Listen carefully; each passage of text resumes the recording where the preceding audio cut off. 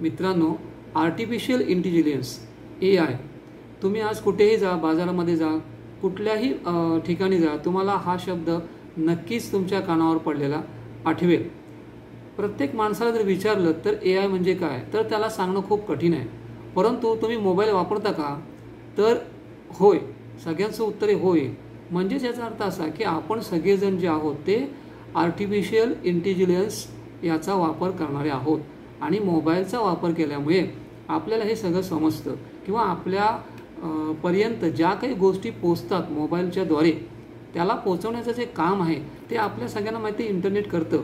आणि हे जे इंटरनेट आहे किंवा हे कम्प्युटर आहे किंवा लॅपटॉप आहे, मोबाईल आहे, हे सगळं विश्व चालवण्यासाठी आपल्याला नेटवर्कची गरज लागते, इंटरनेटची गरज लागते. आणि त्याच्यामध्ये त्याचं काम कसं जास्तीत जास्त लवकर होईल किंवा कसं कमी वेळेमध्ये आपल्याला अप टू डेट म्हणजे व्यवस्थित करता येईल, यासाठी इंटरनेट ज्या कंपनीज आहेत किंवा ज्या IT कंपनीज आहेत, ह्या कंपनीज काय करतात तर दरवर्षी नवीन नवीन फीचर्स आणत असतात. मोबाईल कंपनीजसुद्धा याचा वापर करून नवीन नवीन फीचर्स आणत असतात, नवीन नवीन बिल्डिंग, नवीन नवीन इन्व्हेन्शन्स करत असतात. आणि हे जे संशोधन आहे त्याचा वापर करून आपण आपल्या दैनंदिन जीवनामध्ये जे काही काम आहे ते करत असतो. आपलं मग काही ऑफिसमध्ये काम असेल किंवा घरगुती काही काम असेल किंवा एंटरटेन असेल, सगळ्या काही गोष्टी ज्या आहेत त्या आपण आजकाल मोबाईलद्वारे करतो.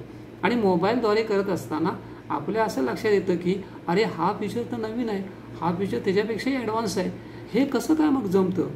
तर त्यातलंच आपण बघितलं की काही काळापूर्वी आपण ChatGPT पाहिला. ChatGPTने बऱ्याचशा गोष्टी मानवाच्या काय केल्या तर त्या सुलभ केलेल्या आहेत. त्यातलाच एक प्रकार आहे तो म्हणजे AI, म्हणजे त्याच्या पुढचं एक पाऊल आणि आर्टिफिशियल इंटेलिजन्स. अर्थात आर्टिफिशियल इंटेलिजन्स याचा जो जन्म आहे हा 1950 सालचा आहे. तो काही आजचा नव्हे, परंतु आपल्याला ॲडव्हान्स टेक्नॉलॉजीमध्ये आज तो पाहायला मिळतो. आर्टिफिशियल इंटेलिजन्स याचा वापर करून आपण आज जगातल्या प्रत्येक क्षेत्रामध्ये एक उडी घेतोय किंवा जगातल्या प्रत्येक क्षेत्रामध्ये आपण आज त्याचा वापर करतोय. मग तुमचं मेडिकल सायन्स असेल किंवा तुमची अन्य काही टेक्नॉलॉजी असेल किंवा तुम्ही बँकिंग क्षेत्रामध्ये काम करत असाल किंवा तुम्ही मल्टीनॅशनल कंपनीमध्ये काम करत असाल किंवा HRचं काम असेल, एव्हरीथिंग, किंवा ॲग्रिकल्चर फील्ड असेल, इथे सुद्धा आजकाल आपल्याला बघायला मिळतं की आर्टिफिशियल इंटेलिजन्स याचा प्रभाव आहे. आर्टिफिशियल इंटेलिजन्स याचा प्रभाव असताना जे विकसनशील देश आहेत, विकसनशील देशामध्ये राहणाऱ्या लोकांपर्यंत ही टेक्नॉलॉजी किती प्रमाणामध्ये पोचलेली आहे हा एक संशोधनाचा विषय किंवा एक अभ्यासाचा भाग आहे. पण आपल्या देशाचा जर विचार आपण केला तर आपल्या देशातले जे लोक आहेत किंवा लोकसंख्या आहे, जास्तीत जास्त लोकसंख्या ग्रामीण भागामध्ये राहते. आजही ग्रामीण भागामध्ये सुद्धा आपण बघतोय मोबाईलचा सर्रास वापर केला जातोय. आणि मोबाईलचा सर्रास वापर करत असताना आपल्या लक्षात हे येतं की आर्टिफिशियल इंटेलिजन्सच्याद्वारे आपण वेगवेगळ्या गोष्टी पाहू शकतो, बघू शकतो, करू शकतो. हे एक मशीन लर्निंग टूल आहे. आपण जसं ChatGPT पाहिलं तसंच हे एक मशीन लर्निंग टूल आहे जे माणसाचं काम आणखी सुलभ करतं किंवा आणखी आसान करतं, सहजरित्या करतं. आपण म्हणतो ना की घंटो का काम मिनटो में, तर हे आता काही सेकंदापर्यंत येऊन पोचलेलं आहे. आणि अशी ही आर्टिफिशियल इंटेलिजन्स असणारी जी संस्था आहे किंवा ही जी एक प्रक्रिया आहे, याच्यामध्ये विकसितशील देश आहेत, विकसित जे देश आहेत असे देश त्याच्यामध्ये काम करतात. आपल्याला माहितीच आहे चायना आहे, ब्रिटन आहे, अमेरिका आहे, बाकी सगळे देश आहेत. आणि ह्या देशाने त्याचं पेटंटसुद्धा घेतलेलं आहे आणि ते पेटंट घेऊन त्याच्यावरती काम करत आहेत. आपल्याला माहिती आहे की 2023-2024मध्ये ऑलरेडी ह्या लोकांनी त्याचं लॉन्चिंग करून बाजारामध्ये धुमाकूळ घातलेला आहे. कुठल्याही माणसाला विचारा आर्टिफिशियल इंटेलिजन्स म्हणजे काय, तर तो थोडक्यात सांगू शकेल हे एक टेक्नॉलॉजीचं टूल आहे किंवा हे ॲप्लिकेशन आहे. आता हे आपल्याला कितपर्यंत फायदेशीर आहे, याचे खूप फायदे आहेत किंवा याच्यामधून आपल्याला काय शिकायला मिळतं, किती हे परवडणार आहे, हे सगळं सांगण्याची आपल्याला गरज आत्ता पडत नाही. कारण आत्ता फक्त आपण आर्टिफिशियल इंटेलिजन्स इतक्याच पुरतं मर्यादित आहोत आणि ते कसं वापरायचं ह्याच्या मागे आपण लागलेलो आहोत.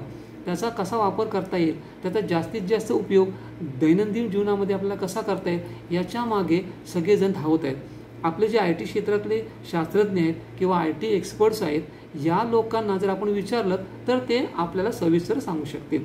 आता याबद्दल जास्त काही मला माहिती नाही, पण मला सांगायचा विषय इतकाच आहे की आर्टिफिशियल इंटेलिजन्स या जगामध्ये आपण जगत असताना खरोखर ते कसं चालतं हे प्रत्येकाला माहिती असणं आवश्यक आहे. त्याच्याबद्दल थोडीशी तरी माहिती प्रत्येकाकडे एक प्राथमिक माहिती असणं गरजेचं आहे. आपण बघतोय की विकसित जे देश आहेत, विकसित असणारे देश याच्यामध्ये एक पाऊल पुढे आहेत आणि ते नेहमीच असतात आणि त्यांनी हे फीचर आणून आज जगाला भांडावून सोडलेलं आहे. विचार करायची सुद्धा शक्ती तुम्हाला आता वापर करण्याची गरज नाही. तुमची जी विवेक बुद्धी आहे, तुमची जी बुद्धी आहे, ह्या बुद्धीचा वापर करून AI इंटेलिजन्स खूप छान काम करतं. टेक्नॉलॉजी खूप ॲडव्हान्स झालेली आहे आणि अशामध्ये आपण जर बघितलं तर हा जो आर्टिफिशियल इंटेलिजन्स आहे, जो बुद्धिजीवी प्राणी आहे, जो आपल्या बुद्धीचा, आपल्या मेंदूचा वापर करून हुबेहूब काही गोष्टी करतोय, आपल्याला काहीही करावं लागत नाही. याच्यामध्ये काही लोकांचं म्हणणं आहे की एक भीती पण अशी आहे की आर्टिफिशियल इंटेलिजन्स आल्यामुळे काय होईल, बऱ्याचशा लोकांच्या नोकऱ्या जाण्याची एक भीती निर्माण झालेली आहे. काही 5-1 वर्षामध्ये तसं सुद्धा होऊ शकेल, पण तो एक संशोधनाचा भाग आहे आणि मला त्याच्यामध्ये जास्त खोलात जायचं नाही, कारण मी त्याचा काही संशोधक नाही, अभ्यासकही नाही किंवा त्याबद्दल मला काही माहितीही नाही इतकी. त्याचप्रमाणे सांगायचा विषय असा की AI हा जो एक फीचर आहे किंवा हे जे ॲप्लिकेशन आहे किंवा हे जे टूल आहे, जे आपल्या मानवी बुद्धीला आज क्रॉस करत आहे किंवा मानवी बुद्धीला एक चॅलेंज आहे आणि खरोखर मशीन लर्निंग आहे आणि नो डाऊट त्याच्यामध्ये खूप सारं शिकण्यासारखं आहे. खूप गोष्टी तुमच्या सुलभ झालेल्या आहेत, सहजपणे तुम्ही करू शकता. असं हे AI इंटेलिजन्स एक ॲप्लिकेशन आपल्याला मिळालेलं आहे, जे आत्ताच्या घडीला खूप पूर्ण जगामध्ये प्रसिद्ध आहे. पण आता सांगायचं तात्पर्य असं की हा AI इंटेलिजन्स जसं मी म्हटल्याप्रमाणे प्रत्येक माणसाला त्याची प्राथमिक माहिती असायला हवी. तो कसा चालतो. आपल्याला माहिती आहे की इंटरनेटचं जाळं जगभर पसरलेलं आहे. आपण कम्प्युटर वापरतो, आपण लॅपटॉप वापरतो, आपण मोबाईल वापरतो, टॅबलेट वापरतो, खूप काही उपकरणं आपण वापरतो. इलेक्ट्रॉनिक उपकरणं आहेत ती सगळी आणि ती चालतात कशावरती, तर पॉवरवरती. आपल्याला माहिती आहे त्यासाठी त्याला लाईट लागते किंवा इलेक्ट्रिसिटी लागते आणि ही इलेक्ट्रिसिटी जनरेट करण्यासाठी आपल्याला सगळ्यांना माहिती आहे ह्या इलेक्ट्रिसिटीमध्ये आपण जास्तीत जास्त पाण्याचा वापर करत असतो. इलेक्ट्रिसिटी प्रोड्यूस करण्यासाठी किंवा ती बनवण्यासाठी, ऊर्जा बनवण्यासाठी. आपण जेव्हा तासनतास कम्प्युटरवरती बसलेलो असतो किंवा तासनतास लॅपटॉप आणि मोबाईलचा वापर करत असतो, त्यावेळेस त्याला एक एनर्जी लागते.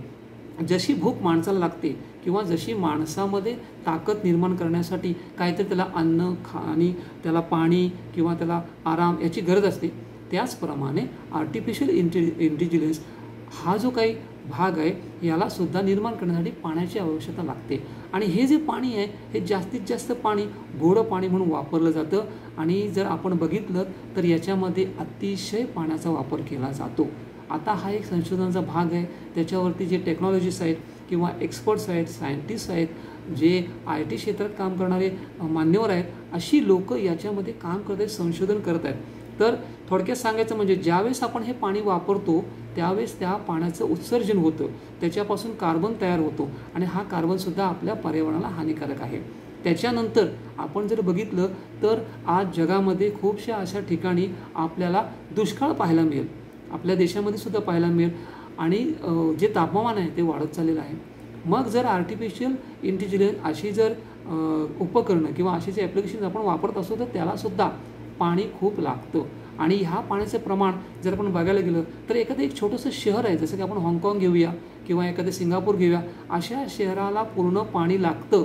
जितकं लागेल तितकं पाणी हे वापरण्याची क्षमता ठेवतं, म्हणजेच वापरतं. का तर आपण जेव्हा एखादी प्रॉम्प्ट देतो किंवा एखादी कमांड देतो त्या कम्प्युटरला, तेव्हा तो विविध क्षेत्रामध्ये जातो. म्हणजेच कसं त्याचं जाळं पसरलेलं आहे आणि मग तो शोधू लागतो आणि तिकडून मग ती माहिती गोळा करून ते तुमच्यापर्यंत पोहोचवण्याचं काम करतो आणि ही प्रक्रिया खूपच फास्ट होते. त्याला चालवण्यासाठी एक एनर्जी लागते. जसं मी म्हटलं की माणसाला सुद्धा पाणी पाहिजे, अन्न पाहिजे आणि विश्रांती पाहिजे, तेव्हाच त्याला ती एनर्जी मिळेल ना. आणि ही एनर्जी मिळवण्यासाठी पाण्याचा जास्तीत जास्त वापर केला जात आहे आजकाल. मला काय म्हणायचं आहे मित्रांनो, हे तुमच्या लक्षात आलं असेल आणि हे AI टेक्नॉलॉजी आहे ते पाणी वापरतं. याचाच अर्थ असा येणाऱ्या काही वर्षामध्ये आपल्याला पाण्याची खूप टंचाई सहन करावी लागणार आहे किंवा भासेल. आणि किंबहुना आपल्याला माहिती आहे की आपल्या शरीरामध्ये 70 ते 72% पाणी आहे. तसंच पाणी पृथ्वीवर सुद्धा 70 ते 72% आहे. परंतु आज आपण जर बघितलं तर पूर्ण जगामध्ये असे काही देश दिसतील की जिथे पाण्याची खूप टंचाई आहे.